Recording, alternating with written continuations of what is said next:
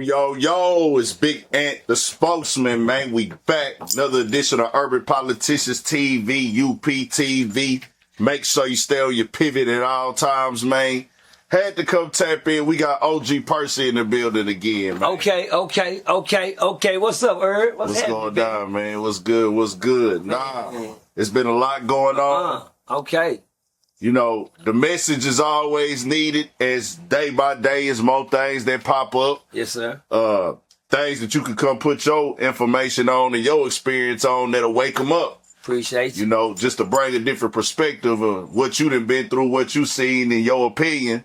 Right. People like to hear what you got to say, most definitely, and it been that way. But we got something that broke into the news yesterday, man. We'll get to it. So I say innocent until proven guilty. Okay. This is a civil suit. Okay. Diddy. Ooh. Diddy has been hit with a $30 million lawsuit by his ex or partner. I don't know what type of relationship they officially had. Right. Cassie. I don't know if you remember Cassie. Okay. That was the girl he used to be out with, yeah. mixed chick and things like that. She left a few years back. Right. But this lawsuit came out and went crazy on the internet. $30 million. Singer Cassandra Ventura, whose stage name is Cassie, has sued music mogul Sean Diddy Combs, accusing him of rape, alleging she endured over a decade of violent behavior and disturbed demands, and that she was trapped by Mr. Combs in a cycle of abuse, violence, and sex trafficking. According to the lawsuit, the abuse started when Cassie was 19 years old and Combs allegedly lured her into a professional and sexual relationship. The lawsuit also alleges that he plied Ventura with drugs and alcohol, causing her to fall into dangerous addictions that controlled her life.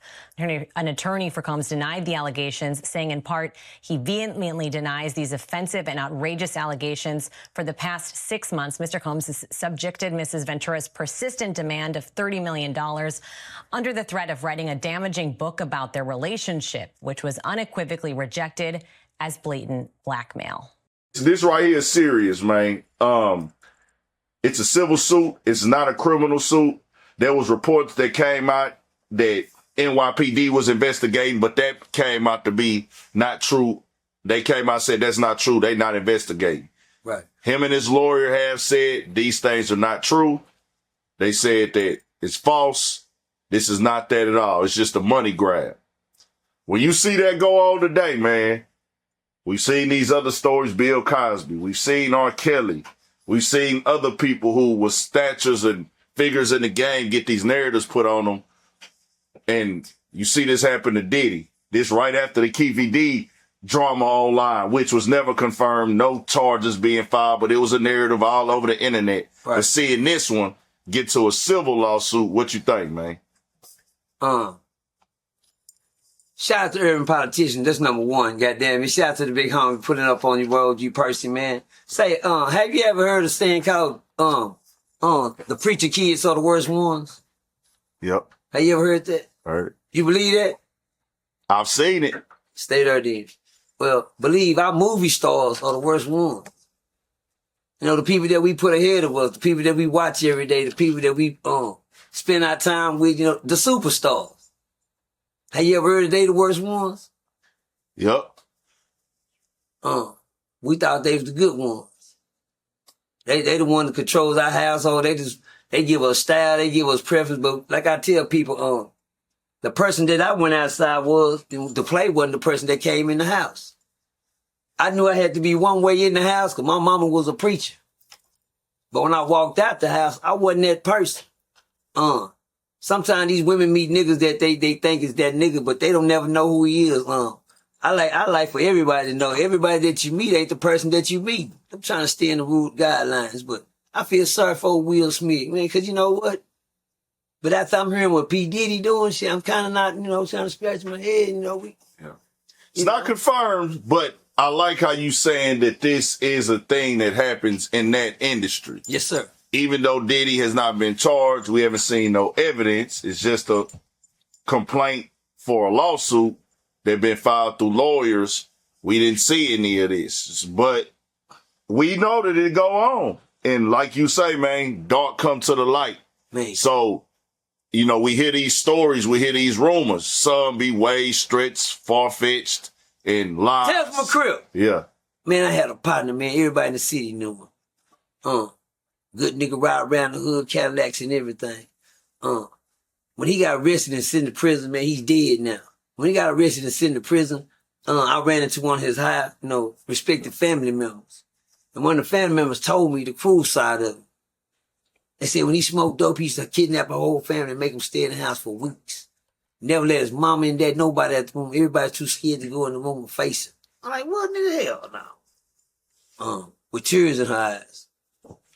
With tears telling this story. Yeah, that's what he used to do to us. Make us stay in the room, won't let nobody come out. He wasn't like sexually nobody or nothing like that, but wasn't nobody leaving the motherfucking house. He was mean.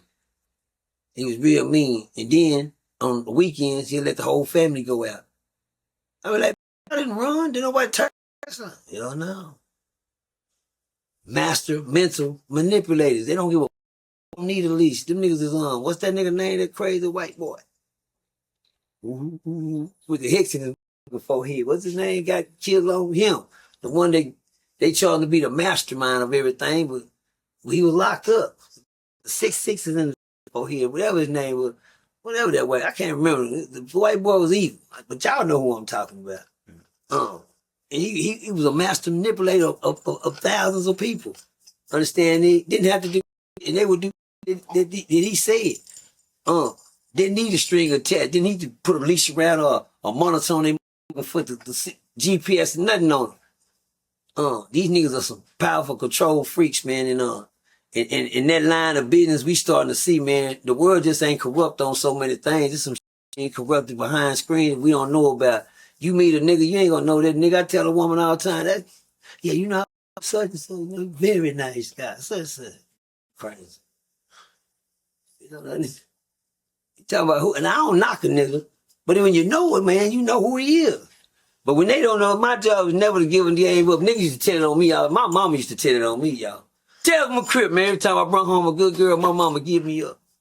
See, my mama knew what type of person I was. If we had more people like that, though, the world probably be a safer place.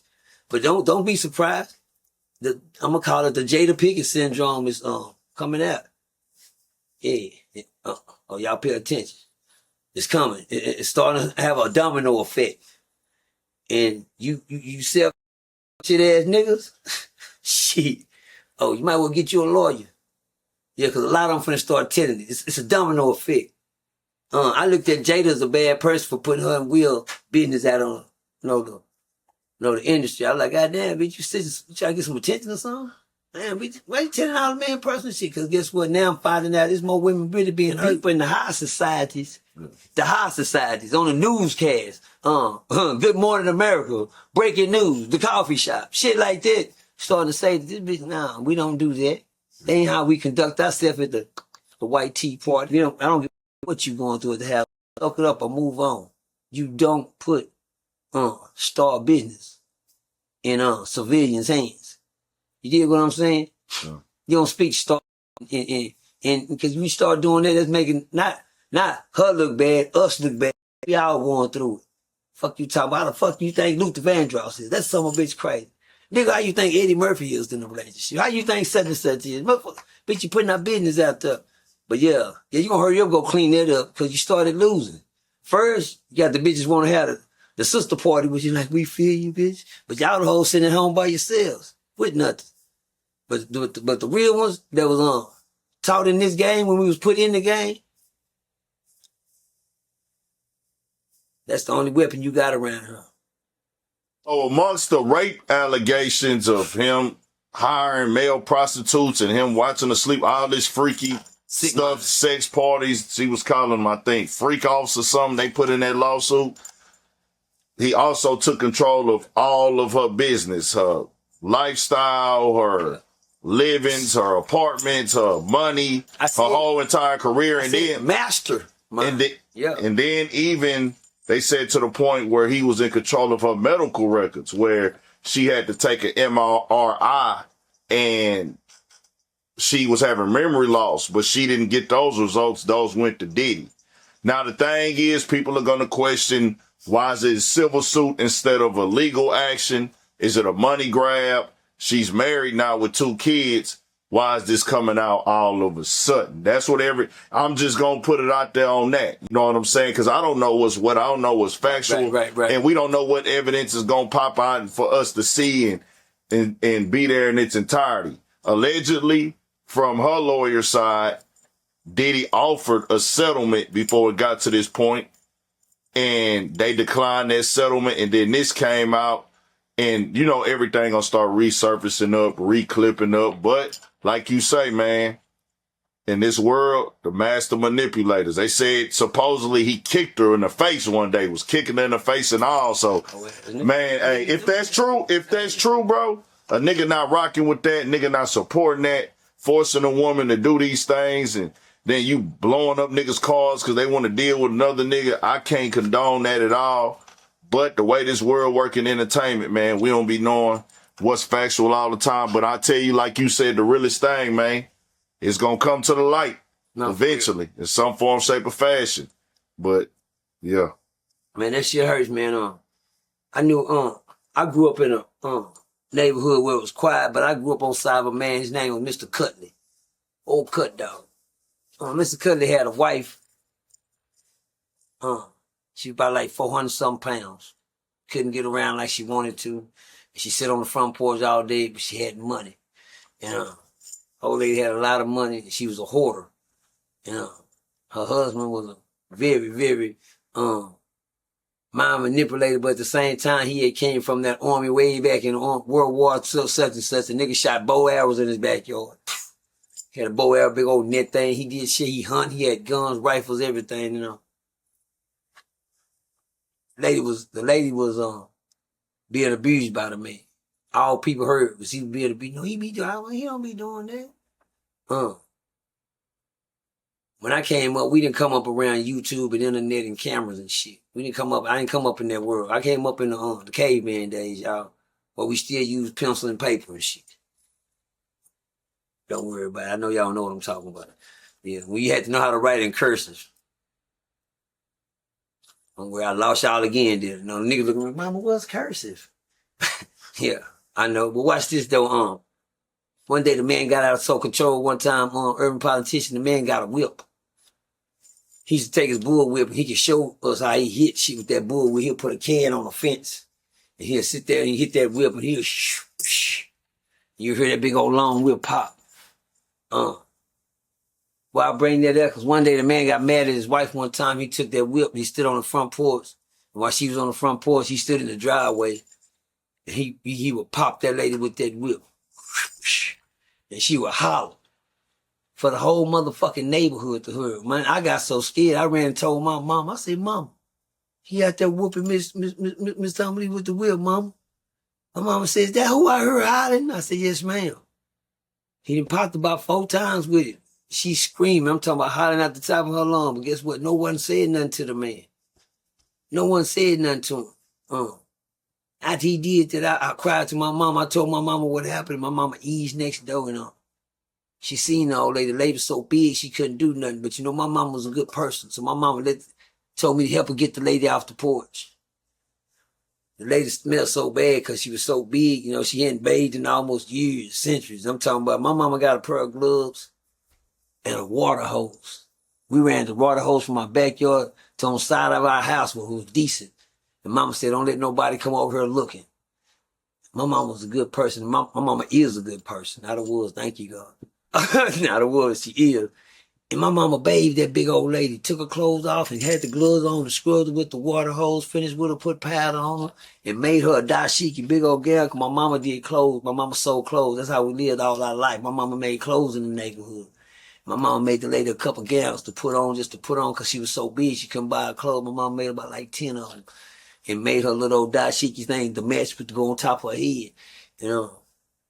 She set the lady back on the front porch. Saying that to say that what comes along with that story, I got a very great mother, but you never know what these people going through, man. You don't know what people be going through. That was cruel, man. That man whooping his wife with a whip. A whip? And they saying we watching Kelly pissing his whole mouth. Pissing? Just imagine, everybody got their own sick little fetish. But you better watch what you're doing. You better do it because that's what you're supposed to be doing, not because you abusing your power. A lot of people abuse their fetish power. Keep them doped up, drug them up, keep that pipe in her mouth. As long as she smoking that glad dick, she gonna do what I say do. They take prom queens and make them to prom fiends like that. You understand me? Controlling. Once you know what I'm saying? Like, this girl thinks she got probably, you know, a man take her around the world, London, England, you can't tell a young girl, goddamn it, this is the best life in the goddamn world. Man, you mine, bitch, I bought you. Puppet on the string, he the puppet master over her. The sad thing about it, he Pinocchioing her. She not even real, y'all. Boss.